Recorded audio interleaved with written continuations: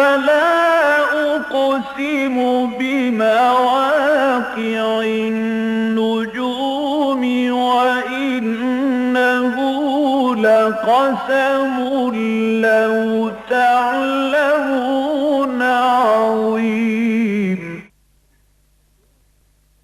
إنه لقرآن كريم في كتاب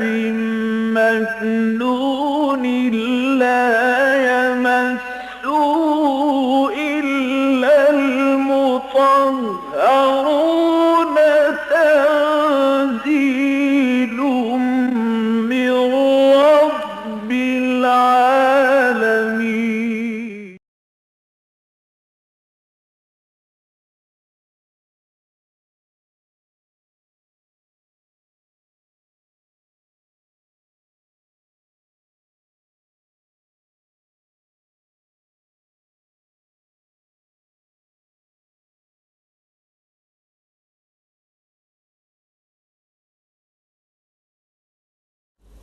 بسم الله الرحمن الرحيم قال إن كنت جئت بآية فأت بها إن كنت من الصادقين فألقى عصاه فإذا هي ثعبان مبين ونزع يده فإذا هي بيضاء للناظرين قال الملأ من قوم فرعون إن هذا لساحر عليم يريد أن يخرجكم من أرضكم فماذا تأمرون قالوا أرجه وأخاه وأرسل في المدائن حاشرين يأتوك بكل ساحر عليم وجاء السحرة فرعون قالوا إن لنا لأجرا إن كنا نحن الغالبين قال نعم وإنكم لمن المقربين قالوا يا موسى إما أن تلقي وإما أن نكون نحن الملقين قال ألقوا فلما ألقوا سحروا أعين الناس واسترهبوهم وجاءوا بسحر عظيم وأوحينا إلى موسى أن ألق عصاك فإذا تلقف ما يأفكون فوقع الحق وبطل ما كانوا يعملون فغلبوا هنالك وانقلبوا صاغرين وألقي السحرة ساجدين قالوا آمنا برب العالمين رب موسى وهارون قال فرعون آمنتم به قبل أن آذن لكم إن هذا لمكر مكرتموه في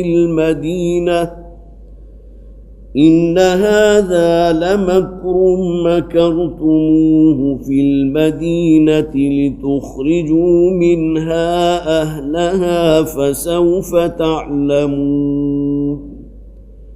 لأقطعن أيديكم وأرجلكم من خلاف ثم لأصلبنكم أجمعين قالوا إنا إلى ربنا منقلبون وما تنقم منا إلا أن آمنا بآيات ربنا لما جاءتنا ربنا أفرغ علينا صبرا وتوفنا مسلمين. صدق الله العظيم. رب اشرح لي صدري ويسر لي أمري واحلل عقدة من لساني يفقهوا قولي. اللهم ألهمنا رشدنا واعذنا من شرور أنفسنا آمین یا رب العالمین. اس سے پہلے میں عرض کر چکا ہوں کہ یہ سورہ مبارکہ انباء الرسل کے ضمن میں بہت اہم صورت ہے. قوم عاد جن کی طرف حضرت ہود کو بھیجا گیا، قوم صالح، قوم سمود جن کی طرف حضرت صالح کو بھیجا گیا، پھر حضرت لوط علیہ السلام کی قوم کا ذکر ہم نے پڑھا، حضرت شعیب علیہ السلام کی قوم کا ذکر پڑھا، اور آغاز ہوا تھا حضرت نوح علیہ السلام سے، جنہیں ہم آدم ثانی بھی کہتے ہیں، اس لیے کہ حضرت نوح علیہ السلام کے بعد نسل انسانی انہی کی نسل سے آگے چلی ہے. اور اس کے بعد بڑی تفصیل سے ذکر ہو رہا ہے حضرت موسیٰ علیہ السلام کا. اس سے پہلے بھی میں نے عرض کیا تھا کہ حضرت موسیٰ علیہ السلام کا معاملہ ان رسولوں میں سے ہے کہ جن کا ذکر قرآن میں سب سے بڑھ کر ہوا. اگر یہ کہا جائے کہ یہ پورا کا پورا قرآن تو ذکر محمدی پر مشتمل ہے صلی اللہ علیہ وسلم، تو اس میں کوئی مبالغہ نہیں ہے. اس لیے کہ قرآن حضور پر نازل ہوا، جو حالات اور واقعات تھے ان کے مطابق آیات نازل ہوتی رہیں. تقریباً اس کی تکمیل میں 21 ساڑھے 21 22 برس صرف ہوئے. حضرت عائشہ صدیقہ رضی اللہ تعالی عنہ نے ایک موقع پر یہ کہا تھا کہ کانا خلقہ القرآن. نبی اکرم صلی اللہ علیہ وسلم کے اخلاق عالیہ کے بارے میں اگر تم پوچھنا چاہتے ہو تو وہ قرآن حکیم کی تلاوت کر لو، وہ حضور کی اخلاق عالیہ پر مشتمل ہے. اور انباء الرسل بھی کس غرض سے؟ اس لیے کہ اب ایک نئی امت جو وجود میں آ رہی ہے اسے معلوم ہونا چاہیے کہ جو پہلے امتیں ہو گزری ہیں، جن کی طرف اللہ تعالیٰ نے اپنے اولو العزم من الرسل میں سے بھی بہتوں کو بھیجا، ان قوموں کا جو معاملہ ہوا، جس گمراہی اور جس تباہی اور جس بربادی کے اندر وہ مبتلا ہوئے، ہوائے نفس میں مبتلا ہو گئے، اور سب سے بڑھ کر یہ کہ اللہ تعالیٰ نے اسی دنیا میں ان پر اپنا عذاب نازل کیا، اور ان کے کھنڈرات اب بھی تمہارے سامنے موجود ہیں. تمہارے تجارتی قافلے جو جاتے ہیں شام کی طرف، تو رستے میں قوم عاد، قوم سمود کے مساکن جو ہے مدائن صالح وہاں سے گزرتے ہیں. حضرت محمد صلی اللہ علیہ وسلم جب واپسی کا سفر تھا تبوک سے، تو اس موقع پر وہ مدائن صالح جو ہے رستے میں وہ بستیاں آئی تھیں کھنڈرات والی. صحابہ کرام اس میں منتشر ہو گئے، دیکھنے لگے کہ یہ وہ قوم تھی کہ جنہیں بڑا اپنے اوپر غرہ تھا، بڑے تناور تھے، بڑے عمدہ انہوں نے اپنے لیے محلات بنائے ہوئے تھے، اور آج گویا کہ ان کے صرف یہ نشانات باقی رہ گئے ہیں. لا یرا الا مساکنہم، اب سوائے کھنڈرات کے اور کوئی شے باقی نہیں. تو نبی اکرم صلی اللہ علیہ وسلم نے اس موقع پر فرمایا تھا کہ جس بستی پر اللہ کا عذاب نازل ہو تو وہاں داخل ہو تو استغفار کرتے ہوئے داخل ہوا کرو. وہ کوئی سیر و تفریح کے لیے نہیں ہے، وہ کسی ایکسکرشن کے لیے نہیں ہے، بلکہ یہ کہ اللہ کا خوف تمہارے اوپر دامنگیر رہنا چاہیے. روتے ہوئے داخل ہوا کرو اور جلد از جلد اس بستی کو چھوڑ کر آگے روانہ ہو جایا کرو. یہ واقعہ تو نبی اکرم صلی اللہ علیہ وسلم کا اپنا سفر تبوک سے واپسی کا واقعہ ہے. تو یہ تمام رسولوں کے احوال و واقعات جو ہم نے پڑھے ہیں، اگرچہ بہت ہی اختصار کے ساتھ ہیں، اور جیسا کہ میں نے اس سے پہلے بھی عرض کیا تھا کہ مکی صورتوں میں تو اکثر و بیشتر یہ واقعات اتنی کثرت سے موجود ہیں کہ ان تمام کو جمع کر لیا جائے تو ایک بہترین جو ہے وہ گویا کہ ایک آپ کے پاس ایک ملخص آ سکتا ہے. حضرت موسیٰ علیہ السلام جن کے بارے میں میں نے عرض کیا تھا کہ سب سے بڑھ کر حجم آیات میں ذکر جو ہے اللہ کے رسولوں میں حضرت موسیٰ علیہ السلام کا ہے، اور مختلف مقامات پر مختلف واقعات کو اجاگر کیا گیا. اگر ان تمام مقامات کو جمع کر کے گویا کہ سیرت موسیٰ علیہ السلام اس پر مبنی جو ہے ان آیات کو جمع کیا جائے تو بہترین ضخیم تصنیف جو ہے وہ سامنے آ سکتی ہے، وہ ایک مجموعہ سامنے مرتب ہو سکتا ہے. تو جو حصہ ہم پڑھ چکے تھے اس کو صرف ذہن نشین کر دیجئے. حضرت موسیٰ علیہ السلام بھیجے گئے تھے آل فرعون کی طرف، جو فرعون اول تھا جس کا ذکر تورات میں بھی ملتا ہے، بائبل میں موجود ہے، ریمسس کے نام سے. اس کے گھرانے میں تو پرورش ہوئی حضرت موسیٰ علیہ السلام کی، اگرچہ ان آیات میں ذکر نہیں ہے جو اللہ تعالیٰ نے حضرت موسیٰ کی والدہ کو وحی کی تھی کہ ان کو جو ہے کسی ایک چھوٹے سے صندوق میں جو ہے اس کو محفوظ طور پر اس میں بند کر کے کہیں دریا برد کر دو، اس لیے کہ اس موقع پر وہ آرڈیننس نافذ ہو چکا تھا فرعون کی طرف سے کہ بنی اسرائیل کے گھرانے میں سے اگر کسی کے ہاں بچے کی ولادت ہو تو اسے قتل کر دیا جائے. اور حضرت موسیٰ علیہ السلام کی والدہ کے ہاں ولادت ہوئی حضرت موسیٰ کی جو یقیناً لڑکے تھے. تو اس موقع پر اللہ تعالیٰ نے ان کے دل میں یہ قرآن حکیم میں اوحا کا لفظ ہے کہ اللہ نے وحی کی حضرت موسیٰ علیہ السلام کی والدہ کی طرف، اور پھر انہوں نے اللہ کے حکم کے مطابق انہیں جو ایک صندوق میں بند کر کے دریا کے حوالے کر دیا. یہ تفصیل یہاں موجود نہیں، لیکن سورہ قصص میں، سورہ شعراء میں یہ واقعات جو ہیں بہت تفصیل کے ساتھ موجود ہیں. لیکن یہ کہ وہ گھر کے جس میں حضرت موسیٰ علیہ السلام کی پرورش ہوئی تھی وہ اصل میں فرعون اول تھا، ریمسس. اگرچہ فرعونہ جو ہیں مصر کے جو بھی بادشاہ ہوتے ہیں انہیں فرعونہ کہتے ہیں. فرعون ہے جو ایک، اور میں نے عرض کیا تھا کہ را جو ہے یہ ان کا سورج دیوتا تھا، اور یہ اپنے آپ کو سمجھتے تھے کہ ہم سورج دیوتا کی اولاد میں سے ہیں. لہذا فرعون اول ریمسس جن کے گھر ان کی پرورش ہوئی تھی، اور اس کے بعد اسی میں ان کی جوانی بھی ہوئی ہے، پھر ان کے ہاتھوں ایک قبطی کا جو ہے وہ قتل ہو گیا، اور یہ قتل خطا تھا. حضرت موسیٰ علیہ السلام اس ارادے سے اس کی طرف نہیں بڑھے تھے کہ اس کی جان لینی ہے. وہ تو اتفاق ایسا ہوا، وہ غیرت ایسی جو ہے اپنی قوم کے لیے بنی اسرائیل کے ایک فرد پر، یہ قبطی جو ہے آل فرعون کا ایک شخص جو ظلم کر رہا تھا، تو حضرت موسیٰ علیہ السلام سے برداشت نہیں ہوا، اس کی طرف بڑھے. اس شخص نے حضرت موسیٰ کو تو چھوڑا، اور وہ جو بنی اسرائیل کا فرد تھا اسے چھوڑا، اور حضرت موسیٰ علیہ السلام کی طرف بڑھا. حضرت موسیٰ علیہ السلام نے ایک مکہ ایسا رسید کیا، فَوَقَذَهُ مُوسَىٰ فَقَضَىٰ عَلَيْهِ، اور اس کی موت واقع ہو گئی. اس کے بعد پھر وہاں سے نکلے، اور کتنا طویل عرصہ انہیں گزرا ہے کہ وہ صحرا سے ہوتے وہ پہنچے ہیں جا کر کہیں بستی کے اندر، جہاں اس قوم کے جو سردار تھے، جو شیخ قبیلہ تھے، حضرت شعیب. یہ وہ شعیب نہیں ہے کہ جن کا ذکر ہم نے قوم شعیب میں پڑھا، بلکہ یہ وہاں کے شیخ قبیلہ تھے. 9 برس حضرت موسیٰ علیہ السلام نے وہاں گزارے، اور پھر وہاں سے واپسی ہوئی ہے. تو اب جب واپس آئے ہیں تو وہ فرعون اول جو تھا، وہ ریمسس، وہ ختم ہو چکا تھا، ہلاک ہو چکا تھا، گویا کہ فوت ہو چکا، تبھی موت مرا. اس کے بعد اس کا بیٹا تھا منفتح، کہ جس کا عہد اس کا دور حکومت ہے کہ جب حضرت موسیٰ علیہ السلام واپس مصر میں آئے. تو حضرت موسیٰ کو جو حکم دیا گیا تھا کہ جاؤ فرعون کی طرف، اس کے دربار میں جا کر حاضر ہو، اس دعوت توحید کو پیش کرو.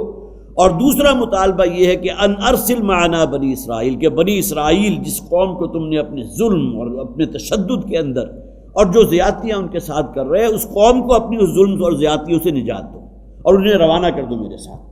اب یہ جو حصہ ہم پڑھ چکے تھے. اب آئیے حضرت موسیٰ علیہ السلام جب پہنچے اس دربار میں، قال ان كنت جئت بآية فأت بها ان كنت من الصادقين. تو فرعون نے کہا کہ اے موسیٰ، اگر تمہارے پاس کوئی نشانی ہے، تم کہہ رہے ہو کہ میں آیا ہوں، اللہ کی طرف بھیجا گیا ہوں اور میرے پاس بڑی نشانیاں موجود ہیں، تو اگر کوئی نشانی ہے تو وہ سامنے لاؤ. ان كنت من الصادقين، اگر تم واقعتاً سچے ہو. فألقى عصاه فإذا هي ثعبان مبين. تو حضرت موسیٰ علیہ السلام نے اپنا عصا، اپنی لاٹھی جو ہے زمین پر ڈال دی. فإذا هي، اور تو اچانک وہ ہو گئے ثعبان مبین، ایک اژدہا بہت بڑا، بہت واضح اژدہا. اور میں نے عرض کیا تھا کہ اسرائیلی روایات میں یہ ہے کہ اژدہا اتنا بڑا تھا کہ اس نے جب اپنا جبڑا کھولا ہے تو اس کا نچلا جبڑا جو ہے وہ محل کے نیچے حصے پر تھا جہاں وہ موجود تھا، اور اوپر کا جبڑا جو ہے محل کے کنگروں کو مس کر رہا تھا، اتنا اونچا. اور فوراً اس نے کہا کہ اس کو واپس لو. تو حضرت موسیٰ علیہ السلام نے پھر اس اژدہے پر جب ہاتھ رکھا تو وہ دوبارہ عصا کی شکل میں آ گیا. وَنَزَعَ يَدَهُ فَإِذَا هِيَ بَيْضَاءُ لِلنَّاظِرِينَ. اور حضرت موسیٰ علیہ السلام نے اپنا ہاتھ کھینچا. اب یہ گویا کہ دوسرے مقامات سے واضح ہوتا ہے کہ اپنے ہاتھ کو اپنے گریبان میں ڈال کر کھینچا. فَإِذَا هِيَ بَيْضَاءُ لِلنَّاظِرِينَ، تو وہ ہو گیا چمکدار سفید رنگ کا، للناظرین، دیکھنے والوں کے لیے. اب یہاں دوسرے مقامات پر اس بات کی تشریح موجود ہے کہ یہ کوئی ایسی بات نہیں تھی کہ کوئی ایک مستقل عارضہ، جس طرح برس کا مرض ہوتا ہے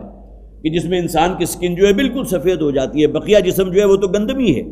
لیکن جہاں جہاں وہ برس موجود ہے وہ بالکل سفید چمکدار ہوتا ہے. ایسی بات نہیں تھا. من غیر سوء ان کے الفاظ ہیں کہ کسی مرض کی وجہ سے، کسی بیماری کی وجہ سے یہ معاملہ نہیں تھا، بلکہ اللہ تعالیٰ کی طرف سے عطا کردہ معجزہ تھا. قال الملأ من قوم فرعون ان هذا لساحر علیم. تو اب کہا قوم فرعون کے سرداروں نے، ظاہر ہے کہ وہی درباری تھے، وہی ان کے دائیں اور بائیں بیٹھے ہوئے تھے، ان ھذا لساحر علیم، یقیناً یہ کون؟ حضرت موسیٰ علیہ السلام جو وہاں آئے تھے اللہ کے ان معجزات کے ساتھ. لساحر علیم، یہ تو بہت بڑا علم والا جادوگر ہے. اس سے یہ بھی معلوم ہوتا ہے کہ اس زمانے میں بھی جادوگری جو تھی وہ عام تھی،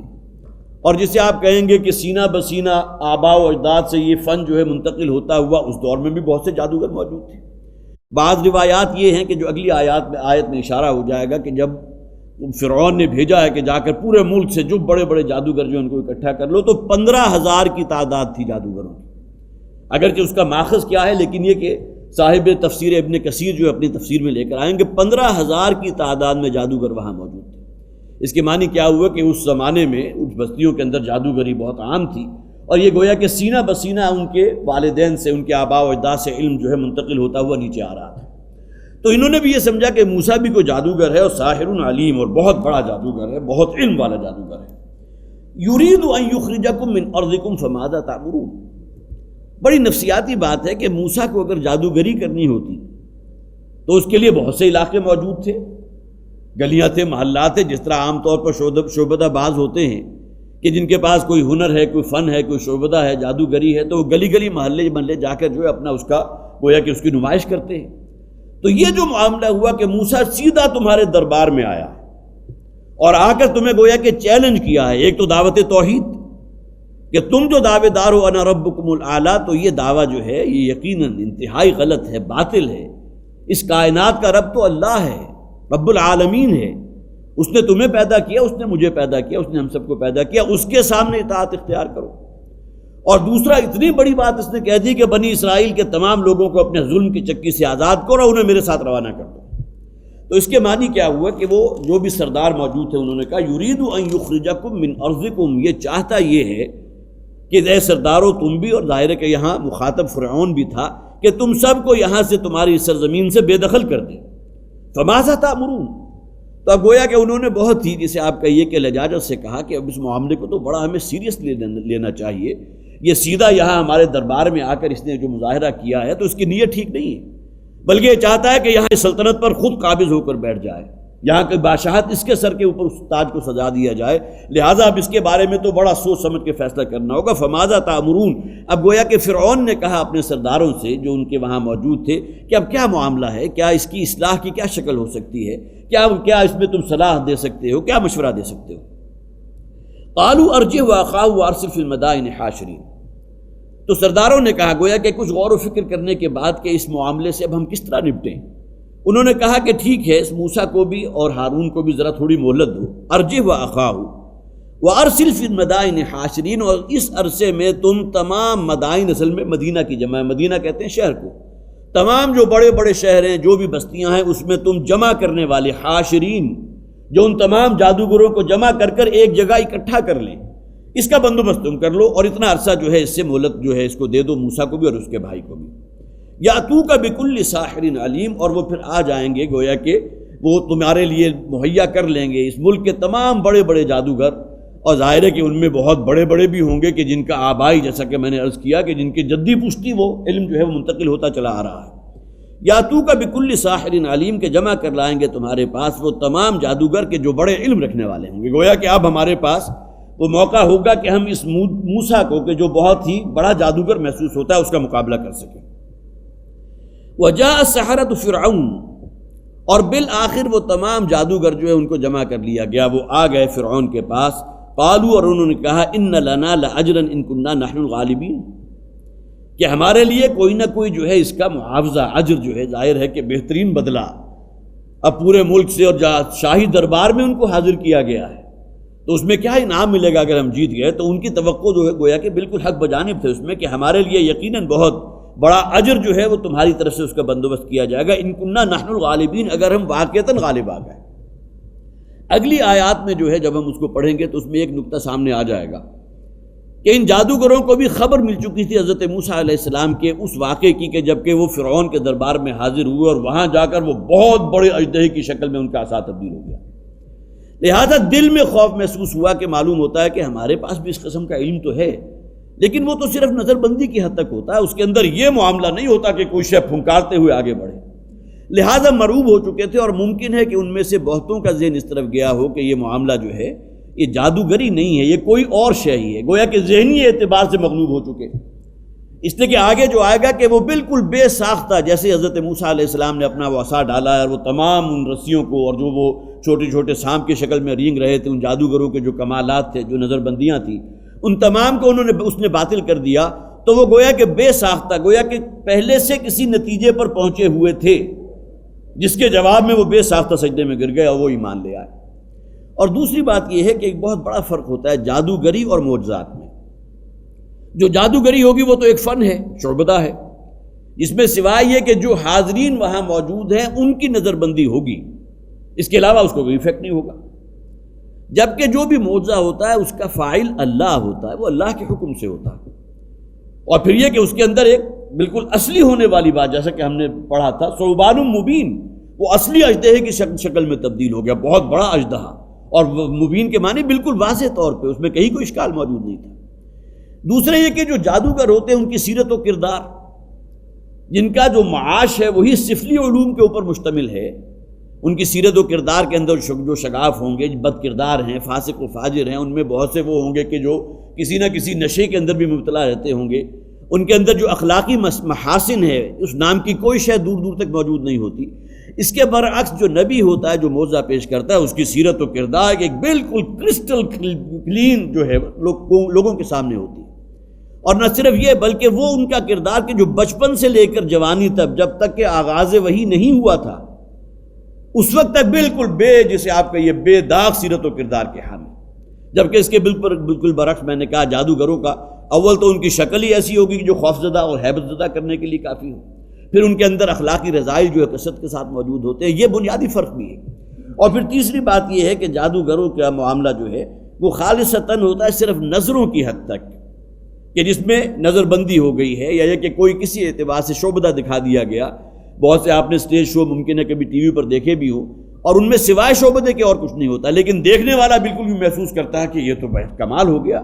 دراصل کہ اس کے اندر معاملہ صرف ہاتھ کی صفائی کا ہے، یا یہ کہ خاص فن ہے کہ جو انہیں حاصل ہو چکا ہے۔ تو یہ اصل میں بعض اعتبارات سے بہت واضح فرق موجود ہے، جو وہ چیز کہ جو کوئی جادوگر پیش کر رہا ہے، جو جادوگری ہے، جو شعبدہ بازی ہے، اور اس کے مقابلے میں وہ شے کہ جو نبی اور رسول پیش کرتا ہے، جسے معجزہ کہتے ہیں۔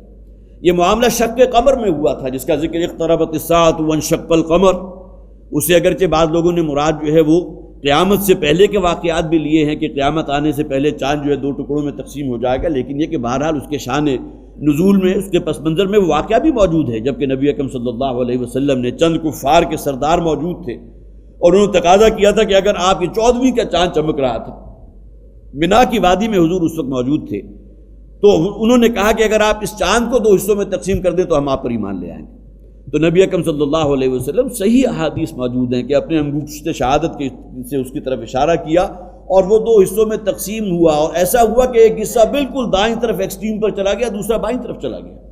اور اس کے بعد پھر وہ دونوں مل کر دوبارہ وہ جو ہے بدر جسے کہتے ہیں فل 14ویں کا چاند، اس کی شکل اختیار کر لی۔ یہ معاملہ، لیکن وہ لوگ ایمان پھر بھی نہیں لائے تھے، اگرچہ یہ بات اپنی جگہ حقیقت ہے کہ پہلے نبیوں اور رسولوں کے معاملے میں اللہ تعالیٰ کی یہ سنت رہی ہے کہ معجزے کے ظہور کے باوجود اگر قوم ایمان نہ لائے تو پھر اللہ کی طرف سے عذاب نازل ہوتا ہے۔ لیکن نبی اکرم صلی اللہ علیہ وسلم چونکہ آخری رسول ہیں، یہ امت آخری امت ہے، اور گویا کہ اب قیامت تک کسی اور نبوت اور رسول کا کوئی امکان موجود نہیں ہے، لہذا یہ خصوصی اللہ کی رحمت ہے کہ اس امت محمد پر صلی اللہ علیہ وسلم یا وہ جو مخاطبین تھے اس قسم کا عذاب استیصال نہیں آیا۔ یہ الگ بات ہے کہ عذاب کا پہلا کوڑا جو ہے جس نے گویا کہ ان کی کمر توڑ دی ہے، وہ غزوہ بدر کے موقع پر 70 بڑے بڑے رؤوسا جو تھے، ان کے جو سرداران قبیلہ تھے، ان کے لاشیں میدان بدر میں پڑے ہوئے تھے، اور وہ اللہ تعالیٰ کے اس عذاب کا پہلا کوڑا تھا جو ان کی پیٹھ کے اوپر برسا۔ لیکن یہ سنت اللہ کی ہے کہ اب وہ عذاب استیصال نہیں آئے گا۔ تو قالوا ارجع واخاه وارسل في المدائن حاشرین، اور وہ آ گئے، وہ تمام جادوگر وہاں موجود تھے، وجاء السحرۃ، وہ تمام جادوگر وہاں موجود ہو گئے فرعون کے سامنے۔ قالوا ان لنا لاجرا ان كنا نحن الغالبین، تو انہوں نے کہا کہ کیا ہمارے لیے وعدہ ہے نا کسی اجر کا، بہترین ریوارڈ ہمیں جو ہے اس کا ہمیں بدلہ ملنا چاہیے، ان كنا نحن الغالبین، اگر ہم واقعتاً غالب ہو گئے۔ قال نعم، اس پر فرعون نے کہا ظاہر ہے یہ سب سے بڑھ کے سعادت، اس سے بڑھ کر اور کیا ہوگی کہ جو گلی گلی محلے محلے اپنے کرتب دکھانے والے تھے وہ اس وقت شاہی دربار میں موجود ہیں۔ لہٰذا انسان کی جو سائیکی ہوتی ہے، ایک طرف تو ان کو وہ ریوارڈ چاہیے، وہ اجر چاہیے، خواہ وہ درہم و دینار کی شکل میں ہو، خواہ سونے چاندی کی شکل میں ہو، اور دوسری طرف ان کا یہ اجر جو ہے یہ کتنا بڑا ہے کہ انہیں ایک گویا کہ دربار شاہی کی زینت جو ہے انہیں حاصل ہو گئی۔ لہٰذا اس کو اس نے کیش کیا، قال نعم، اس نے کہا کیوں نہیں، تمہارے لیے وہ ریوارڈ بھی ہوگا، ہم تمہیں انعام بھی دیں گے، وَإِنَّكُمْ لَمِنَ الْمُقَرَّبُونَ، بلکہ اس سے بڑھ کر تمہارے لیے یہ معاملہ ہوگا کہ تم ہمارے مقربین میں شامل ہو جاؤ گے۔ گویا کہ اب تمہیں جو ہے یہ اتھارٹی حاصل ہوگی کہ ہمارے دربار میں تم بیٹھ سکتے ہو، جہاں بڑے بڑے جسے آپ کہیے کہ سردار ہی وہاں بیٹھ سکتے تھے، ان جادوگروں کو بھی یہ قرب حاصل ہو جائے گا، وَإِنَّكُمْ لَمِنَ الْمُقَرَّبِينَ، اور تم ہو جاؤ گے ہمارے بہت ہی قریب والے لوگوں میں سے، ہمارے درباریوں میں شامل ہو جاؤ گے۔ قالوا یا موسیٰ اما ان تلقی و اما ان نکون نحن الملقین، تو اس پر کہا وہ جادوگر، اب جسے چشم تصور میں ہم دیکھ سکتے ہیں، اور یہاں بھی خاص طور پر نوٹ کیجئے، یہاں موجود نہیں ہے ذکر، لیکن یہ کہ ایک اور مقام پر غالباً سورہ طٰہٰ میں یہ ذکر موجود ہے کہ حضرت موسیٰ علیہ السلام نے کہا تھا، اس لیے کہ نبی کو اپنے حق پر ہونے کا یقین ہوتا ہے۔ اللہ تعالیٰ غیب کے پردوں کو اٹھا دیتا ہے، نبی اور رسول کے لیے گویا کہ اس کی عینی شہادت ہوتی ہے، جیسا کہ ایک بڑی پیاری روایت ہے، نبی اکرم صلی اللہ علیہ وسلم ایک مرتبہ نماز ادا کر رہے تھے، تو نماز کے دوران آپ اچانک کسی چیز کی طرف بڑھے، صحابہ کرام پیچھے موجود تھے، ظاہر ہے اگر آپ کی نظریں زمین کے اوپر گڑی بھی ہوئی تب کی جسے آپ کہیے کہ فیلڈ آف ویژن جو ہے اس میں تو وہ چیز آ گئی، جو پیچھے صحابہ موجود تھے انہوں نے نوٹ کر لیا کہ حضور جو ہے نماز پڑھاتے ہوئے اچانک ایک دو تین قدم آگے بڑھے ہیں اور کسی شے کی طرف ہاتھ بڑھایا اور اس کے بعد واپس ہٹ گئے، اور تھوڑی دیر کے بعد پھر حضور پیچھے ہٹے، گویا کہ اگلی صف میں جو امام کا مصلی ہوتا ہے وہاں سے پیچھے آ گئے۔ صحابہ جب نماز مکمل ہو گئی تو صحابہ کرام نے حضور سے سوال کیا کہ حضور آج کی نماز میں ہم نے یہ بات آپ میں خاص طور پر نوٹ کی ہے، تو ہمیں بتایا جائے اگر تو یہ نماز کا جز ہے اور نماز میں کوئی اللہ تعالیٰ کی طرف سے کوئی تبدیلی واقع ہو چکی ہے اور نماز میں ہمیں یہ فعل بھی کرنا ہے یا یہ عمل بھی کرنا ہے کہ آگے بھی بڑھنا ہے پیچھے بھی ہٹنا ہے، تو حضور نے فرمایا نہیں ایسی بات نہیں تھی، اے نماز کی حالت میں اللہ تعالیٰ نے جنت کے باغات میں سے ایک باغ کے درخت کو جس پر جنت کے پھل لگے ہوئے تھے وہ میرے سامنے لے آیا اللہ، اور میں اس کے پھل توڑنے کے لیے تھوڑا آگے بڑھا، اور تھوڑی دیر کے بعد اللہ تعالیٰ کیونکہ وہ والجنت حق والنار حق، یہ تو گویا کہ اللہ تعالیٰ کی طرف سے یہ بات طے ہے، جنت بھی حق ہے اور آگ اور جہنم بھی حق ہے، اور اس کی تھوڑی دیر کے بعد حضور فرماتے ہیں کہ جہنم کی طرف سے ایک لپٹ جو ہے وہ میں نے دیکھی، مشاہدہ کی، اور اس کی وجہ سے میں پیچھے ہٹا۔ تو یہ غیبی جو جسے آپ پردے کہتے ہیں، غیبی امور، یہ نبی اور رسول کے لیے ہٹا دیے جاتے ہیں۔ یہی معاملہ ہے کہ گویا کہ نبوت اور رسالت کا یہ خاصہ ہے کہ انہیں اپنے نبی ہونے پر حق اس کو یقین ہوتا ہے، حقانیت کا یقین ہوتا ہے۔ آمن الرسول بما انزل الیہ من ربہ والمؤمنون، سب سے پہلے تو آگے بڑھ کر ایمان لانے والے خود رسول ہوتے ہیں اس کتاب پر، فرشتے پر، حالانکہ فرشتے کے بارے میں یہ خیال بھی آ سکتا ہے کہ جنات میں سے کوئی نہ ہو، لیکن یہ کہ ایسی بات نہیں ہوتی، بلکہ اللہ تعالیٰ جو ہے دل میں وہ یقین پیدا فرما دیتا ہے کہ جس سے گویا کہ اسے اپنی حقانیت پر یقین ہوتا ہے۔ لہذا حضرت موسیٰ علیہ السلام کو اس بات پہ پورا یقین حاصل تھا کہ میں حق پر ہوں، اور دوسری بات یہ ہے کہ جب انہوں نے کہا تھا حضرت موسیٰ سے کہ اما ان تلقی و اما ان نکون نحن الملقین، کہ موسیٰ کیا تم پہل کرتے ہو یا یہ کہ ہم پہل کرنے والوں میں سے بن جائیں، یہاں بھی بڑا پیارا نکتہ ہے، اگر حضرت موسیٰ علیہ السلام خود پہل کر دیتے تو ممکن ہے کہ مقابلے کی نوبت ہی نہ آتی، اور وہ اژدہا جو ہے یا جو بھی اللہ تعالیٰ اس وقت اپنی حکمت سے جو معجزہ صادر کرتا تو مقابلے کی نوبت ہی نہ آتی، جبکہ یہاں خاص طور پر اہتمام کیا تھا حضرت موسیٰ علیہ السلام نے کہ طے کیا کہ وہ دن ہونا چاہیے کہ جو آپ کے جشن کا دن ہے، اور گویا کہ جو بھی ان کا دارالسلطنت ہے، جو صدر مقام ہے، اس کا سب سے بڑا گراؤنڈ جو ہے اس کام کے لیے منتخب کیا جائے تاکہ پورے ملک سے لوگ جو ہے اس کا مشاہدہ کرنے کے لیے آ جائیں، جسے آپ کہتے ہیں نا کہ وہ معاملہ کہ جو علی رؤوس الاشہاد نظر آ رہا ہو، تمام لوگوں کے سامنے یہ مارکہ حق و باطل ہے نا، تو نبی کو تو یقین ہے، رسول کو تو یقین ہے اپنی حقانیت کے اوپر، تو یوم الزینہ کے الفاظ آتے ہیں کہ وہ جشن کا دن جو ہے جس میں گویا کہ ان کے ہاں از خود تمام لوگ جو ہیں کسی بڑے میدان میں جمع ہو کر کوئی تہوار مناتے تھے، اس دن کا انتخاب فرمایا حضرت موسیٰ علیہ السلام نے خاص طور پر کہہ کے، اور بہت بڑے میدان کا، تاکہ لاکھوں لوگ جو ہیں، چلیے لاکھوں کی تعداد نہ بھی ہو تو بہت ہزاروں لوگ وہاں موجود ہوں، ان کی نگاہوں کے سامنے یہ معاملہ ہو۔ تو قالوا یا موسیٰ اما ان تلقی، تو جادوگروں نے کہا کہ اے موسیٰ کیا تم آغاز کرتے ہو، القا یلقی ڈالنا، گویا کہ اب وہ معجزے کے معاملے میں تم پہل کرتے ہو، اما ان نکون نحن الملقین، یا یہ کہ ہم ہوں کہ جو ڈالنے والے میں پہل کرنے والے ہوں۔ قال القوا، حضرت موسیٰ علیہ السلام نے کہا نہیں ٹھیک ہے تم ڈالو، پہل تم کر لو، جس طرح عام طور پر ہوتا ہے، اگرچہ اس کے ساتھ تشبیہ نہیں دینی چاہیے کہ کوئی بھی میچ ہے یا کوئی گیم ہے تو اس میں ٹاس کیا جاتا ہے پہل کون کرے، تو یہاں گویا کہ انہوں نے جادوگروں نے خود کہا کہ اگر آپ کی خواہش ہو تو آپ پہل کر لیں، ورنہ یہ کہ ہمیں اجازت دے کہ ہم پہل کر لیں۔ حضرت موسیٰ علیہ السلام نے کہا قال القوا، حضرت موسیٰ نے کہا نہیں پہل تم کر لو، جو تم کرنا چاہتے ہو کرو، ڈالو اپنے جادو کو۔ فلما القوا، جب انہوں نے ڈال دیا، اب یہاں مراد کیا ہے، ان کے پاس بھی جو جادوگری تھی یا جو شعبدہ بازی تھی، کچھ رسیاں تھیں، کچھ چھوٹی چھوٹی چھڑیاں تھیں، وہ انہوں نے ڈال دی زمین کے اوپر، اور دیکھنے والوں کو پورا 15,000 کی تعداد میں اگر جادوگر ہوں اور میدان میں جو ہے ہر چہار طرف جو ہے وہ سانپ اور سنپولیے جسے آپ کہیے کہ وہ رینگتے ہوئے نظر آ رہے ہوں تو ظاہر ہے کہ بڑے ایک روب کی کیفیت ہوگی. لیکن یہ کہ فلما القوا، جب ان جادوگروں نے اپنی جو بھی چھڑیاں تھیں رسیاں تھیں جو ڈال دی، سحروا اعین الناس، تو انہوں نے جادو کر دیا لوگوں کی آنکھوں پر. اب گویا کہ جس سے ہم نظر بندی کہتے ہیں کہ لوگوں کو دیکھنے میں یہ شے محسوس ہوئی، ورنہ اگر کوئی شخص آگے بڑھ کر اس میدان میں کود پڑتا تو وہاں اس نام کی کوئی شے موجود نہیں تھی. وہ صرف گویا کہ خیالی طور پر ایسی شے ہے جسے نظر کا باندھ دینا کہتے ہیں کہ خیالی طور پر یہ نظر آنے لگا، درا حالے کہ اگر کوئی شخص بڑھ کر آگے انہیں پکڑنے کی کوشش کرتا تو سانپ وہاں فی الواقع موجود نہیں تھے. یا یہ جو چھوٹے چھوٹے ڈینگنے والی چیزیں تھیں، ممکن ہے اس میں اور بہت سی شے بھی اشیاء موجود ہوں، ان میں سے کوئی شے موجود نہیں تھی. سحروا اعین الناس واسترهبوهم، اور جس بنیاد پر گویا کہ جادوگروں نے جو یہ پورا کا پورا یہ چال چلی تھی اور جو ان کا مکر تھا، جو ان کا فریب تھا، اس کی بنیاد پر انہوں نے انہیں خوب خوفزدہ کرنا چاہا اور کیا. بلکہ ایک اور مقام پر موجود ہے کہ حضرت موسیٰ علیہ السلام فأوجس فی نفسہ خیفۃ، حضرت موسیٰ کو بھی کچھ خوف سا محسوس ہونے لگا. اور اس میں یہ بات بھی گویا کہ صادق آ گئی کہ انہوں نے جو جادو کیا تھا، جو انہوں نے نظر بندی کی تھی، اس میں خود حضرت موسیٰ علیہ السلام نے بھی یہ محسوس کیا کہ وہاں وہ تمام جو ہے وہ سانپ ریگ رہے ہیں اور وہ پورا کا پورا میدان جو ہے ان سے بھر چکا ہے. تو فأوجس فی نفسہ خیفہ، حضرت موسیٰ علیہ السلام نے بھی اپنے دل کے اندر خوف محسوس کیا، لیکن فوراً ہی اللہ تعالیٰ کی طرف سے گویا کہ وہ طمانینت کا نزول ہو گیا. حضرت موسیٰ علیہ السلام کو اللہ نے حکم دیا کہ اپنا عصا زمین پر ڈال دو، اور اس کا ذکر آگے آ رہا ہے وَاسْتَرْهَبُوهُمْ وَجَاءُوا بِسِحْرٍ عَظِيمٍ، اور انہوں نے تو خوب انہیں خوف زدہ کرنے کی کوشش کی تھی، خوب ڈرایا تھا. وَجَاءُوا بِسِحْرٍ عَظِيمٍ، اور لائے تھے اپنے پاس سے بہت بڑا جادو. اس لیے کہ یہ تو کریم تھی نا اس معاشرے کی،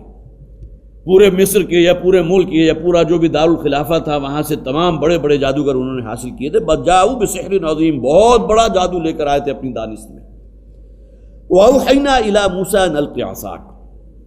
تو ہم نے وحی کیا حضرت موسیٰ علیہ السلام کو ان القِ عصاک، کہ تم بھی ذرا اپنا عصا زمین پر ڈال دو. اس سے پہلے وہ ذکر ہو چکا ہے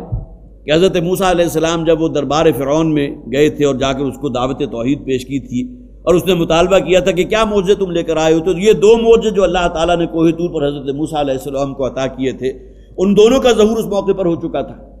اب وہی گویا کہ ہسٹری ریپیٹ کر رہی ہے کہ اللہ تعالیٰ نے حکم دیا کہ وَأَوْحَيْنَا إِلَىٰ مُوسَىٰ أَنْ أَلْقِ عَصَاكَ، ہم نے وحی کیا موسیٰ علیہ السلام کی طرف کہ اپنی اس عصا کو زمین پر ڈال دو. فَإِذَا هِيَ تَلْقَفُ مَا يَأْفِكُونَ، تو جیسے ہی انہوں نے وہ عصا رکھا، تلقف ما یافکون، تو جو کچھ انہوں نے باندھا ہوا تھا، اف کہتے ہیں گویا کہ کوئی ایسی شے باندھ لینا جسے ہم سوانگ کہیں گے، سوانگ بھر لینا. اس لیے کہ جو بھی وہ جادوگری تھی وہ صرف نظر بندی تھی، لوگوں کو نظر آ رہا تھا، حقیقت میں شے تھی نہیں. اس کے مقابلے میں جب یہ حق آ گیا، جاء الحق وزهق الباطل ان الباطل کان زہوقا، یہ وہ کلمات ہیں جو نبی اکرم صلی اللہ علیہ وسلم کی اپنی زبان مبارک پر تھے جبکہ آپ فاتح کی حیثیت سے مکے میں داخل ہوئے اور بیت اللہ کے اندر گھر میں تشریف لے گئے ہیں. اس کا دروازہ کھول دیا گیا اور اس موقع پر آپ کے ہاتھ میں ایک چھڑی تھی اور آپ نے ایک ایک بت کو اس کے ذریعے جو ہے چھڑی کے ذریعے گرایا ہے، اور آپ کے زبان پر یہ الفاظ تھے جاء الحق وزهق الباطل ان الباطل کان زہوقا. یہی دو الفاظ آگے بھی آ رہے ہیں کہ حق جو ہے وہ غالب ہو چکا ہے، حق آج موجود ہے اور باطل کا کوئی وجود نہیں. اس لیے کہ باطل جو ہے اس کا تو فی الواقع کوئی وجود ہوتا ہی نہیں، وہ تو ایک سراب ہے، دیکھنے میں کوئی شے نظر آ رہی ہے. یہی معاملہ تھا کہ جسے کہا گیا یافکون، جو سوانگ انہوں نے بھرا تھا، جو نظر بندی انہوں نے کی تھی، جو لوگوں کو وہاں جو کچھ نظر آ رہا تھا. فَإِذَا تَلْقَفُ مَا يَأْفِكُونَ، تو وہ نگل گیا وہ اژدہا جو کچھ بھی سوانگ انہوں نے بھرا تھا. لقف یلقف کے الفاظ آتے ہیں کسی شے کو بڑی تیزی کے ساتھ نگل جانا. اور بعض لوگوں کی اپنی ہیبٹس ہوتی ہیں، کچھ لوگ کھانا کھاتے ہیں تو بہت آہستگی کے ساتھ، اور کھانے کا دورانیہ بھی ان کا بڑا ہوتا ہے، اور بعض لوگوں کو کھانا کھانے میں یہ ان کے سرشت میں ہے، آپ لاکھ زور لگا لیں لیکن یہ کہ ان کے اندر گویا کہ ان کا جو بھی سافٹ ویئر اللہ تعالیٰ نے بنایا ہے ان کے اندر یہ موجود ہے کہ وہ جلدی کریں گے، جلدی جلدی کھا کے ابھی دوسرے جو ہے ابھی مڈ تک بھی نہیں پہنچے ہوئے فارغ ہو گئے. تو تیزی سے نگلنا، وہ شخص کے جو بڑی تیزی سے کھانا کھانے والا ہے اس کے لیے بھی یہی اصطلاح استعمال ہوتی ہے. اور اس کے علاوہ ایک اور تفسیر کا جو میں مطالعہ کر رہا تھا تو اس میں لقفہ کے معنی ہے چوس جانا، اور یہ الفاظ استعمال ہوتے ہیں اس جسے ہم بلاٹنگ پیپر کہا کرتے تھے. آج کل تو چونکہ وہ سیاہی کا رواج نہیں رہا، لیکن ہمارے زمانے میں تو سیاہی اور دوات میں سیاہی پڑی اور اوپر وہ قلم ہے، اور آپ کو خوبصورت اگر لکھنا بھی ہے تو اس قلم کا اس کے اندر جسے ڈوبا کہتے ہیں، ڈوبا لیا اور کہیں زیادہ اگر اس میں سیاہی صفحے کے اوپر آ گئی تو بلاٹنگ پیپر آپ کے پاس موجود ہوتا تھا، جیسے ہی آپ اوپر رکھتے تھے وہ اس کو چوس جاتا تھا۔ تو یہ لفظ جو ہے کسی شے کے چوس جانے کے لیے بھی آتا ہے، جس کے لیے آج کل بہترین مثال آپ دیتے ہیں ٹیشو پیپر۔ ذرا کہیں تھوڑا سا پانی پڑا ہے، آپ نے رکھا ہے، تو جیسا کہ بالکل نادیدہ قوت ہے کہ وہ پانی وہاں سے غائب ہو گیا، اس کے اندر ایبزارب ہو گیا، جذب ہو گیا۔ تو یہی معاملہ ہوا کہ حضرت موسیٰ علیہ السلام نے جیسے ہی اپنا عصا زمین پر رکھا، وہ ایک بہت بڑے اژدہے کی شکل میں تبدیل ہو گیا، اور وہ پورا میدان جو بھرا ہوا تھا ان سانپوں سے وہ تمام شے نظروں سے غائب ہو گئی۔ فَإِذَا هِيَ تَلْقَفُ مَا يَأْفِكُونَ، تو وہ نگل گیا جو سوانگ انہوں نے بھرا تھا۔ فَوَقَعَ الْحَقُّ وَبَطَلَ مَا كَانُوا يَعْمَلُونَ۔ دیکھیے یہاں وہ الفاظ ہو گئے جو میں نے ابھی حضور کے صلی اللہ علیہ وسلم آپ کو سنائے تھے کہ جاء الحق وزهق الباطل ان الباطل كان زهوقا، کہ حق جو ہے وہ واقع ہو چکا ہے، حق کی شان ہی یہ ہے کہ وہ غالب ہو، اور یہ دین حق ہے۔ آج گویا کہ دین غالب ہے، یہ دین حق جو ہے وہ نافذ ہو چکا ہے،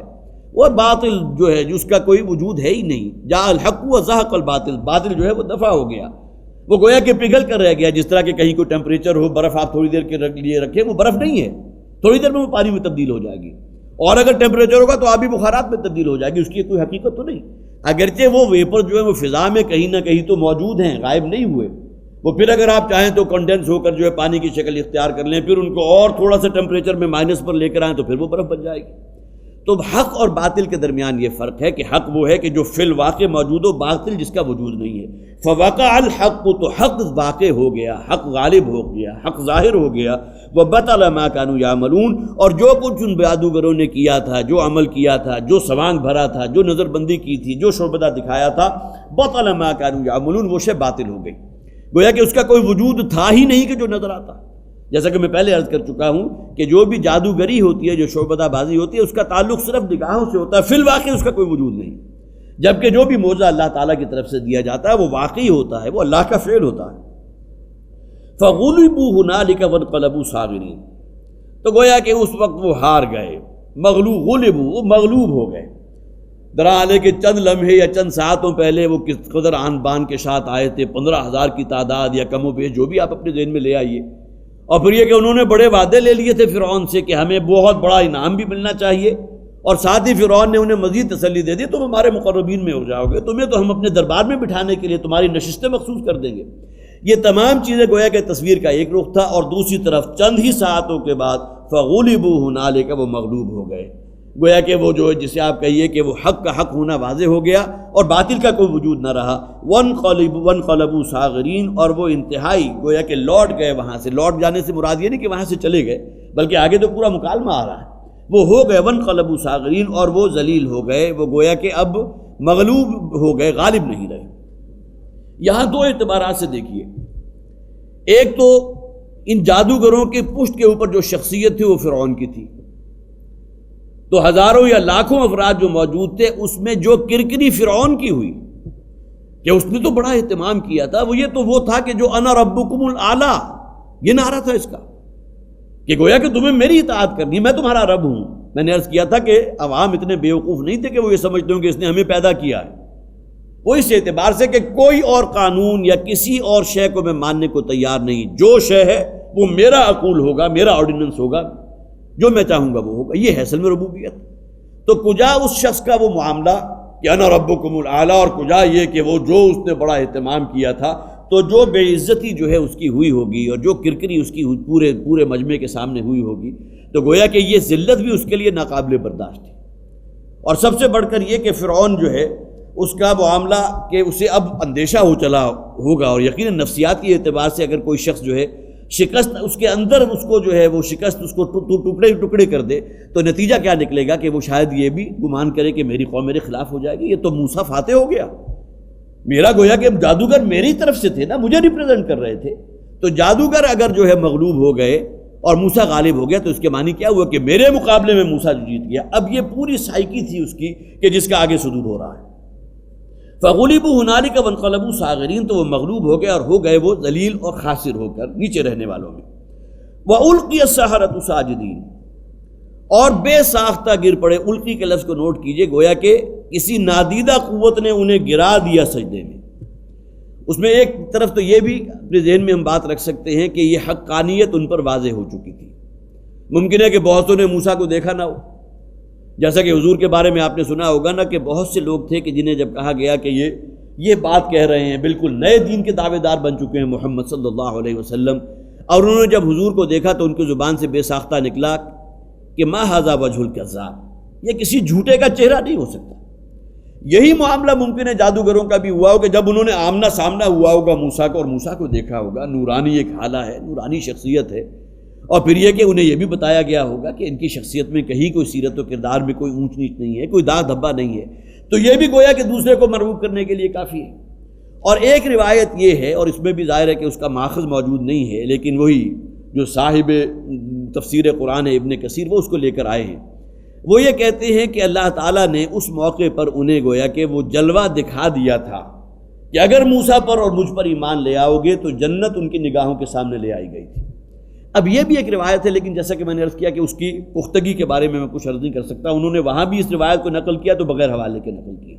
لیکن بہرحال کوئی نادیدہ قوت تھی کہ جس کے زیر اثر وہ تمام جادوگر جو ہے اس میدان میں سجدے میں گر گئے۔ وَأُلْقِيَ السَّحَرَةُ سَاجِدِينَ قَالُوا آمَنَّا بِرَبِّ الْعَالَمِينَ، اور بے ساختہ انہوں نے کہا، اور بے ساختہ سے مراد یہ نہیں ہے کہ ان کے اندر اس بات کی خواہش موجود نہیں تھی، گویا کہ دل معترف ہو چکے تھے کہ موسیٰ حق پر ہے، اور موسیٰ نے جو شے پیش کی ہے وہ جادوگری نہیں ہے، وہ شعبدہ بازی نہیں ہے، وہ کوئی نظر بندی نہیں ہے، بلکہ یہ کوئی اور شے ہے، اس لیے کہ تو ہمارا تو آبائی پیشہ ہے جادوگری، ہمیں معلوم ہے کہ جادوگری کی لیمیٹیشنز کیا ہوتی ہیں، وہ کس حد سے آگے نہیں جا سکتا،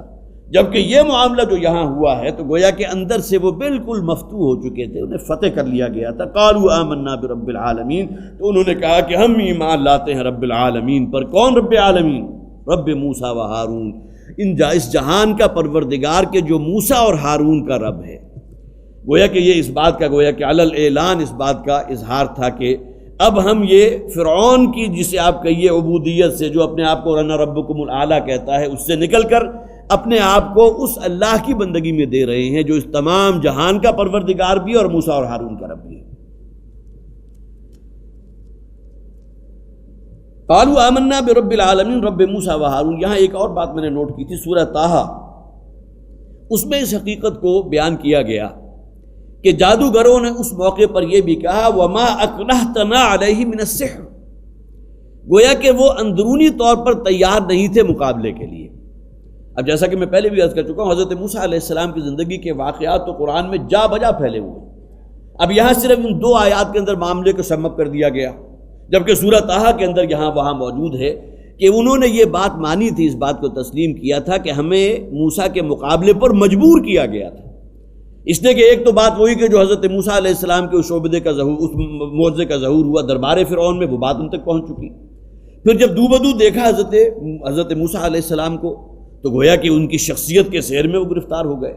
اس کے باوجود کیونکہ یہاں تک معاملہ نوبت بعیجا رسید یہاں تک پہنچ چکی تھی، لہذا ان کے الفاظ وہاں موجود ہیں کہ انہوں نے یہ کہا تھا وما اکرہتنا علیہ من السحر، ہمیں مجبور کیا گیا تھا موسیٰ سے اس مقابلے کے لیے۔ گویا کہ اندر سے وہ مفتوح ہو چکے تھے، مغلوب ہو چکے تھے مقابلے سے پہلے ہی۔ یہ بھی ایک سبب بنا ہے کہ جسے کہا گیا کہ گویا کہ کوئی نادیدہ قوت تھی کہ جس نے انہیں سجدے کے اندر گرا دیا۔ وَأُلْقِيَ السَّحَرَةُ سَاجِدِينَ قَالَ فِرْعَوْنُ آمَنْتُمْ بِهِ قَبْلَ أَنْ آذَنَ لَكُمْ۔ اب دیکھیں کس قدر ذہین تھا وہ شخص۔ اب اس نے جب دیکھا کہ میری تو بساط لپٹ گئی، جیسے کہ میں نے عرض کیا کہ جادوگر ریپرزینٹ کر رہے تھے فرعون کو، اور یہاں معاملہ یہ ہوا کہ موسیٰ فاتح ہے، موسیٰ جیت گئے اور جادوگر ہار گئے، تو انڈائریکٹلی گویا کہ یہ ہار تھی فرعون کی۔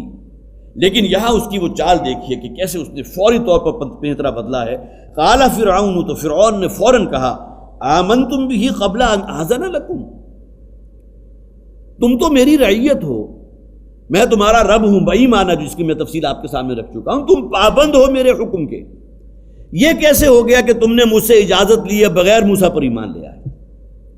قال فرعون، کہا فرعون نے آمنتم بہ قبل ان آذن لکم، کیا تم اس پر ایمان لے آؤ اس سے پہلے کہ تم نے مجھ سے اجازت طلب کی؟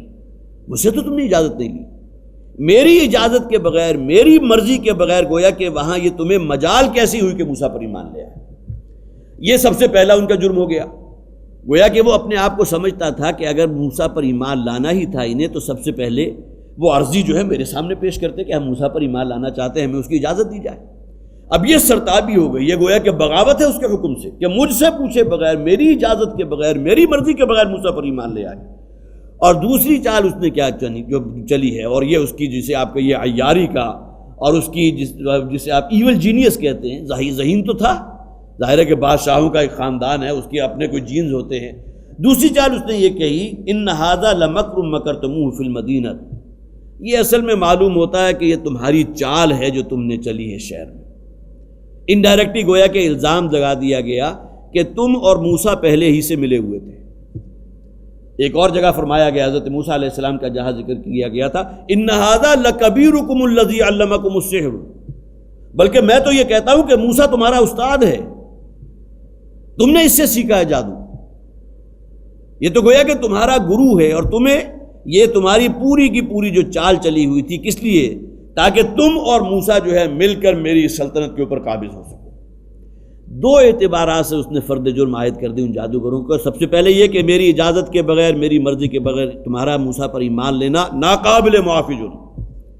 اور دوسرے سب سے بڑی بات یہ کہ میں تو یہ کہتا ہوں کہ تمہاری چال تھی، یہ نورا کشتی تھی اصل میں، یہ پہلے سے تمہاری ملی بھگت ہو چکی تھی، پہلے سے تم لوگوں نے طے کیا ہوا تھا کہ یہ ہوگا۔ ان ھذا لمکر مکرتموہ، یہ اصل میں تمہاری چال تھی کہ جو تم نے چلی ہے فی المدینہ، شہر کے وسط میں، اس بڑے میدان میں، لتخرجوا منہا اہلہا فسوف تعلمون، تاکہ یہاں اس شہر سے، اس رہنے والی اس بستی سے یہاں کے لوگوں کو نکال باہر کرو، گویا کہ میری حکومت پر بھی تم قابض ہو جاؤ۔ فسوف تعلمون، تو اب اس کا انجام تمہیں میں چکھاؤں گا کہ اس کی تمہیں کیا سزا ملنی چاہیے۔ تم نے تو مجھ سے یہ کہا تھا کہ ہمیں بڑا ریوارڈ ملنا چاہیے، بڑا انعام ملنا چاہیے، لیکن تمہاری طرف سے جو دو معاملات ہو گئے، تو اب تمہیں تو میں وہ سزا دوں گا جو رہتی دنیا یاد رکھے گی۔ لَأُقَطِّعَنَّ أَيْدِيَكُمْ وَأَرْجُلَكُمْ مِنْ خِلَافٍ، اب دیکھیے جو سزا سنائی ہے بڑی سخت سزا ہے، اور حضرت عبداللہ ابن عباس رضی اللہ تعالیٰ عنہ ان کی اپنی رائے ہے کہ وہ فرماتے ہیں کہ یہ سولی دینے کی جو سزا ہے اس کی ابتدا فرعون نے کی تھی، اس سے پہلے اس نوعیت کی سزا کسی کو نہیں دی گئی۔ کسی شخص کو فرض کیجئے کہ قتل کرنا ہے تو اس کی گردن کاٹ دی یا پتھر مار مار کے اس کو ہلاک کر دیا، لیکن یہ ٹیکنیک کہ زندہ شخص کو جو ہے کسی تختے کے اوپر گاڑ دیا جائے، اس کے ہاتھوں میں بھی کیلیں ٹھوک دی جائے، زندہ شخص کے پاؤں میں بھی کیلیں ٹھوک دی جائیں، لکڑی کی بڑی بڑی کیلیں، اور اس کے بعد اس تختے کو اٹھا کر جو ہے وہ جو صلیب کی آپ نے شکل دیکھی اس طرح جو ہے کھڑا کر دیا جائے، یا کسی درخت کے ساتھ اس کو جو ہے اس طرح کر دیا جائے کہ ایک ہاتھ جو ہے اس کی ٹہنی کے ساتھ اندر اس کو لکڑی کے کیلوں کے ذریعے گاڑ دیا جائے، دوسرا ہاتھ، اور اس کے بعد اسے چھوڑ دیا جائے اسی طرح۔ اب جس طرح اس کی سسک سسک کر موت واقع ہوگی، اور جس طرح پرندے اس کے اوپر، کوئی پرندہ سر پہ بیٹھے گا آنکھ میں، ابھی زندہ انسان ہے،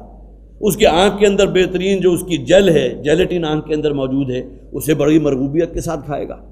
کوئی اور پرندے ہوں گے اس کے سر کے اوپر ٹھونگے مار مار کے جو ہے اس کے سر میں سوراخ کر دیں گے، اندر سے جو مغز اور بھیجا ہے اس کو کھائیں گے۔ اب یہ پورے دیکھنے والوں کے لیے اس سے بڑی عبرتناک سزا نہیں ہو سکتی، اور حضرت عبداللہ ابن عباس رضی اللہ تعالیٰ عنہ فرماتے ہیں کہ اس سزا کی ابتدا فرعون نے کی تھی، جس کا گویا کہ ظہور یہاں ہوگا لَأُقَطِّعَنَّ أَيْدِيَكُمْ وَأَرْجُلَكُمْ مِنْ خِلَافٍ، اس لیے کہ بنی اسرائیل جن کو اس فرعون اور آل فرعون نے اپنے ظلم اور استبداد کی چکی میں پیسا ہوا تھا، ان کے اوپر جس قسم کے مظالم انہوں نے ڈھائے تھے، اسی دوران اس کے ذہن رساں نے جو ہے یہ سزا بھی ایجاد کر لی کہ کسی شخص کو اگر موت کی سزا دینی ہے تو اس کا بہترین جو ہے ذریعہ یہ ہے کہ اس شخص کو سولی چڑھا دو، اور لوگوں کے سامنے وہ سسکتا ہوا جو ہے وہ اس کی جان نکلے، اور پھر یہ کہ لوگوں کے لیے وہ ایک تازیانِ عبرت بن جائے۔ لَأُقَطِّعَنَّ أَيْدِيَكُمْ وَأَرْجُلَكُمْ مِنْ خِلَافٍ، تو اس نے کہا کہ میں تم لوگوں کے، اب جادوگروں کی تعداد کتنی ہوگی، اور اتنی بڑی تعداد میں اس نے اپنے اس ارادے کو ظاہر کیا کہ میں تم تمام لوگوں کو سولی چڑھا دوں گا، اور نہ صرف اس پر بس کی بلکہ میں تمہارا ایدیکم وارجلکم، تمہارے ہاتھ مخالف سمتوں سے کاٹوں گا۔ گویا کہ یہ بھی سزا کا طریقہ تھا کہ داہنا ہاتھ کاٹ دیا، بازو یا ہاتھ یا پورا کا پورا یہاں سے جدا کر دیا، اور بائیں ٹانگ کاٹ دی، من خلاف، یا بایاں ہاتھ اور دائیں ٹانگ کاٹ دی، اور اس کے بعد اس کو ٹھوک کر جو ہے سولی کے اوپر چڑھا دیا۔ ثم لأصلبنکم اجمعین، اور اس کے بعد میں تم تمام کو سولی پر چڑھا کر دم دوں گا۔ اب یہ ہے اصل میں، جیسا کہ میں نے عرض کیا، جو حق کا ساتھ دینے والے ہوتے ہیں، انبیاء اور رسول، وہ بھی اس کی بہترین مثال ہیں، اور صحابہ کرام کے ساتھ جو کچھ نہیں ہوا، دہتے ہوئے انگاروں پر ان کو لٹا دیا گیا،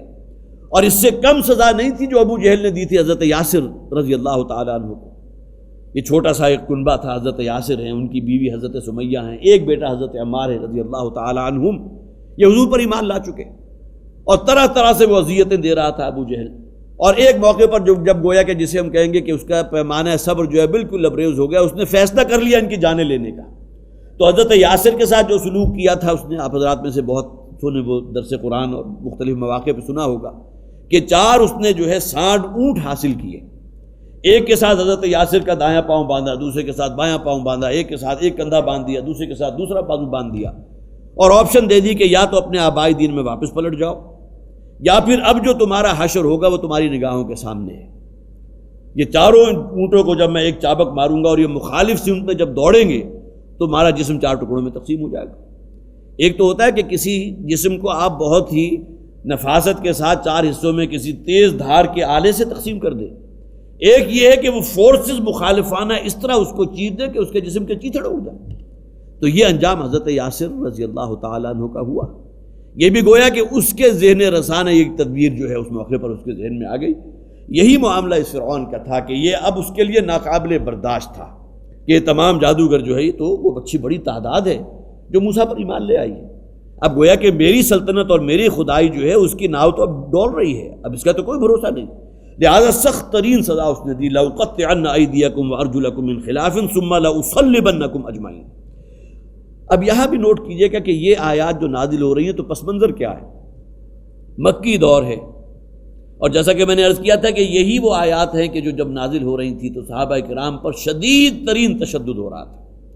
جیسا کہ میں عرض کر چکا ہوں، دہتے ہوئے انگارے ہیں اس پر لٹا دیا گیا ہے۔ حضرت بلال رضی اللہ تعالیٰ عنہ کو ننگے بدن جو ہے صرف وہ چھتر ڈھانپنے کے لیے کوئی لنگوٹی جو ہے وہ جسم پر ہوگی، اوندھے منہ جو ہے توے کی طرح تپتی ہوئی زمین پر کھینچا جا رہا ہے، اور ایک اوپر جو ہے ملازم مقرر کیا ہوا ہے اپنا غلام کے جو چابک رسید کر رہا ہے، کھال اتر گئی ہے۔ یہ تمام کچھ ہو رہا ہے کس کے لیے؟ کس کے ساتھ؟ صحابہ کرام کے ساتھ۔ اس پس منظر میں یہ آیات گویا کہ ایک زخم پر پھاہا ہے بہترین، کہ تم سے پہلے تو یہ سب کچھ ہوتا رہا، اور خود نبی اکرم صلی اللہ علیہ وسلم نے فرمایا تھا کہ اس وقت وہ وقت آ کر رہے گا جبکہ ایک سوار صنعاء سے حضر موت تک سفر کرے گا اور اسے سوائے اللہ کے اور کسی کا ڈر نہیں ہوگا۔ اور حضور نے اس سے قبل کیا فرمایا تھا کہ تم سے پہلے لوگوں کے ساتھ تو یہ کچھ بھی ہو چکا کہ ایک شخص کو اس کا نصف جسم جو ہے وہ زمین میں گاڑ دیا گیا اور زندہ انسان کے سر کے اوپر آرا رکھ کر اسے تقسیم کر دیا گیا 2 حصوں میں، لوہے کے بڑے بڑے کنگوں کے ذریعے اس کی ہڈی سے اس کے گوشت کو، اس کی کھال کو نوچ لیا گیا زندہ انسان کے ساتھ۔ زندہ انسان کے جسم سے اس کی کھال جو ہے آپ کسی حیوان کا بھی تصور نہیں کر سکتے، حیوان کو بھی ذبح کرنے کے بعد جب پوری طرح اطمینان ہو چکا ہوتا ہے کہ اب اس کی جان نکل چکی ہے تب آپ اس کے جو ہے وہ آغاز کرتے ہیں کھال کے اتارنے کا، ورنہ یہ کہ اگر کہیں جانور تڑپ رہا ہو اور اسی عالم میں کوئی قصائی اس کی کھال اتارنا شروع کر دے تو جو شخص موجود ہوگا اسے بڑی سکراہت ہوگی اور وہ منع کرے گا اس بات سے۔ کجا یہ کہ ایک زندہ انسان کے جسم سے اس کی کھال کو جو ہے اس کو اتار دیا جائے۔ یہ تمام کچھ ہوتا رہا تم سے پہلے کی قوموں کے ساتھ، ان لوگوں کے ساتھ جو حق پر قائم رہے۔ خدا کی قسم تم جلدی مچا رہے ہو۔ حضرت خباب بن ارت آئے تھے رضی اللہ تعالیٰ عنہ حضور کے سامنے یہ بات لے کر کہ حضور اب تو تشدد کی انتہا ہو چکی ہے۔ اپنا کرتا مبارک اٹھا کر دکھایا تھا اور پوری پیٹھ جو ہے وہ جھلسی ہوئی تھی، اور وہ انگاروں کی جو حدت تھی، تمازت تھی، جو کھال نام کی کوئی شے موجود نہیں تھی۔ اس موقع پر حضور نے فرمایا تھا تم سے پہلوں کے ساتھ تو یہ کچھ بھی ہوتا رہا، تو اس پس منظر میں یہ آیات گویا کہ اس زخم کے اوپر ایک پھاہا رکھنے کے درجے میں ہے کہ یہ کچھ ان کے ساتھ بھی ہوا تھا، وہ ثابت قدم رہے تھے، اس لیے کہ وہ ایک مرتبہ انہوں نے کہہ دیا کہ ہم ایمان لائے اس رب العالمین پر بھی اور موسیٰ اور ہارون کے رب پر بھی، تو ان کو کوئی طاقت اس پائے ثبات میں کوئی لغزش پیدا نہیں کر سکی۔ تو اے مسلمانوں، صحابہ کرام گویا کہ بین السطور مخاطب ہے، تمہارے ساتھ بھی ہو رہا ہے، تشدد بھی ہے، تعذیب بھی ہے، لیکن یقین رکھو اللہ کی نگاہ سے باہر نہیں ہے، اور تمہیں اس کا بہترین اجر و ثواب مل کر رہے گا، اور وہ دن دور نہیں کہ جب کہ اللہ کا دین بالواقع نافذ ہوگا، یہ شریعت نافذ ہو کر رہے گی، دین غالب ہو کر رہے گا، اور ایک سوار صنعاء سے حضر موت تک سفر کرے گا، اسے سوائے اللہ کے اور کسی کا ڈر نہیں ہوگا۔ تو لَأُقَطِّعَنَّ أَيْدِيَكُمْ وَأَرْجُلَكُمْ مِنْ خِلَافٍ ثُمَّ لَأُصَلِّبَنَّكُمْ أَجْمَعِينَ قَالُوا إِنَّا إِلَىٰ رَبِّنَا منقلبون۔ اس پر انہوں نے کہا ہم تو اب رجوع کر چکے ہیں اللہ کی طرف، باقی تم اگر ہماری جان لے بھی لوگے۔ اب یہ دیکھیے ایمان اصل میں وہ شے ہے، حالانکہ آپ کہہ سکتے ہیں کہ قلب ماہیت ان کی کیسے ہو گئی، کجا یہ کہ تھوڑی دیر پہلے وہ مقابلے کے لیے آمادہ تھے اور چند ہی ساعتوں کے اندر بالکل کایا کلپ ہو گئی، اور ان کے دل میں ایمان اتنا جاگزی ہو گیا کہ وہ ہر قسم کا چیلنج قبول کرنے کو تیار ہے۔ نہ صرف یہ بلکہ انہوں نے کہہ دیا قالوا انا الی ربنا منقلبون، ہمیں تو بالآخر لوٹ کر اسی کی طرف جانا ہے نا، 5 برس بعد 10 برس بعد وہ موت تو آئے گی، ممکن ہے کہ ہماری موت جو ہے اس سے زیادہ اذیت ناک طریقے سے آئے، اور تم اگر ہماری جان لینا چاہتے ہو تو یہ جان تو اللہ ہی کی دی ہوئی ہے، انا للہ و انا الیہ راجعون۔ اللہ ہی کی طرف سے ہم آئیں اور اللہ ہی کی طرف ہم کو لوٹ کر جانا ہے۔ یہ ان کے ایمان کی پختگی تھی۔ قالوا انا الی ربنا منقلبون، انہوں نے کہا کہ ہمیں تو اپنے رب ہی کی طرف لوٹ کر جانا ہے، چاہے آج لوٹ جائیں چاہے کچھ عرصے بعد لوٹ جائیں۔ اب ہماری قلب ماہیت ہو چکی ہے، اب تمہارا بڑے سے بڑی دھمکی جو ہے وہ بھی ہمارے پائے ثبات کے اندر کوئی لغزش پیدا نہیں کر سکتی۔ وما تنقم منا الا ان آمنا بآیات ربنا لما جاءتنا، اور تم جو ہم سے انتقام لے رہے ہو، تنقم منا انتقام، تم ہم سے جو انتقام لینا چاہتے ہو اپنی شکست کا، شکست تمہاری ہوئی، اگرچہ جادوگروں کی شکست ہوئی، جیسا کہ میں نے عرض کیا کہ وہ ریپرزینٹ فرعون کو کر رہے تھے، تو موسیٰ جیتے فرعون ہارا ہے، تو اس کا تم بدلہ لینا چاہتے ہو۔ وما تنقم منا، ہم سے جو تم انتقام لے رہے ہو سوائے اس کے اور کچھ نہیں، ان آمنا بآیات ربنا لما جاءتنا، کہ ہم ایمان لے آئے اپنے رب کی آیات پر جبکہ وہ ہم پر واضح ہو چکی ہیں، وہ ہمارے تک پہنچ چکی ہیں۔ گویا کہ حضرت موسیٰ علیہ السلام جو توحید کی دعوت دے رہے ہیں اس پر ایمان لانے والے ہیں، ہم اس رب پر ایمان لا رہے ہیں کہ جو ہمارا سب کا رب ہے، رب العالمین ہے۔ ربنا افرغ علینا صبرا وتوفنا مسلمین، اے پروردگار اب ہمیں توفیق عطا فرما صبر کی، ہمارے اندر برداشت پیدا کر۔ یہ گویا کہ الفاظ صحابہ کرام کے لیے بھی ہیں کہ جن پر وہ سختیاں ہو رہی ہیں، وہ تشدد ہو رہا ہے، سب سے بڑا سہارا ہے کیا؟ اللہ کا ذکر، اللہ کی یاد۔ اتل ما اوحی الیک من الکتاب واقم الصلاۃ، جو اللہ کی طرف سے اس کتاب میں سے نازل کیا گیا کلام اللہ ہے جو سب سے بڑا سہارا ہے۔ جب یقین ہے اس بات پر کہ مرنے کے بعد کی زندگی اصل زندگی ہے اور اس دنیا میں جو کچھ ہوا ہے اس کا بھرپور بدلہ ہمیں مل کر رہے گا آخرت میں، جو ہماری نیکیاں ہیں، جو ہمارا ایمان ہے، جو ہماری استقامت ہے، جو ہمارا تقویٰ ہے، نیک اعمال ہیں، اس کے بہترین جو ثواب ہمیں مل کر رہے گا۔ اور اس دنیا کی بڑے سے بڑی تکلیف عارضی ہے، جان جیسے ہی نکلے گی تو پھر گویا کہ فروح و ریحان و جنت نعیم، جب یقین اس بات کا حاصل ہو جائے، گویا کہ موت اس دنیا سے کی زندگی سے بڑھ کر محبوب ہو جائے، تو ربنا افرغ علینا صبرا، اے پروردگار ہمارے اوپر کھول دے اب صبر کو۔ گویا کہ صبر سے ہمیں جیسے کسی شے کو انڈھیلنے کے لیے یہ الفاظ استعمال ہوتے ہیں، افرغ علینا، صبر کا ایک بہت بڑا گویا کہ ایک بہت بڑا برتن ہے، اس میں سے صبر ہمارے اوپر انڈھیل دے۔ وتوفنا مسلمین، اور ہمیں ثابت قدم رکھیو کہ ہمارا انتقال ہو، ہمیں وفات دیجو تو اسلام کی حالت پر۔ وہ دعا ہے عام طور پر آپ حضرات میں سے بہت سو کو یاد ہوگی کہ اللہم من احییتہ منا فاحیہ علی الاسلام، اے پروردگار تو ہم میں سے جس کے بارے میں بھی تیرا فیصلہ ہو کہ اسے ابھی زندگی اور عطا کرنی ہے، زندگی کی مہلت ابھی باقی ہے، اسے اسلام پر زندہ رکھ۔ اسلام کے معنی کیا ہے؟ اللہ کی بندگی، اللہ کی اطاعت۔ ومن توفیتہ منا فتوفہ علی الایمان، اور ہم میں سے کسی شخص پر بھی اگر تو موت وارد کرے، اس کی وفات کا وقت آ جائے تو ہماری وفات ایمان پر کیجو، وہی بات یہاں آ گئی، وتوفنا مسلمین، اور ہماری وفات کیجو اسلام پر، تیری فرمان برداری اور تیری اطاعت ہی کے اندر ہماری جو ہے جان اس جسم سے نکلے۔ یہاں 14 رکوع مکمل ہو گئے، لیکن جیسا کہ میں نے عرض کیا تھا کہ حضرت موسیٰ علیہ السلام کا ابھی بیان جو ہے آگے تقریباً 2.5 رکوع اور مزید آگے چلے گا۔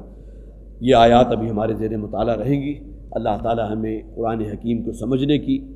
اور اس کی جو آیات ہیں ان سے عبرت آموزی اور نصیحت آموزی کی توفیق عطا فرمائے۔ بارک اللہ لی ولکم فی القرآن العظیم ونفعنی وإیاکم بالآیات والذکر الحکیم۔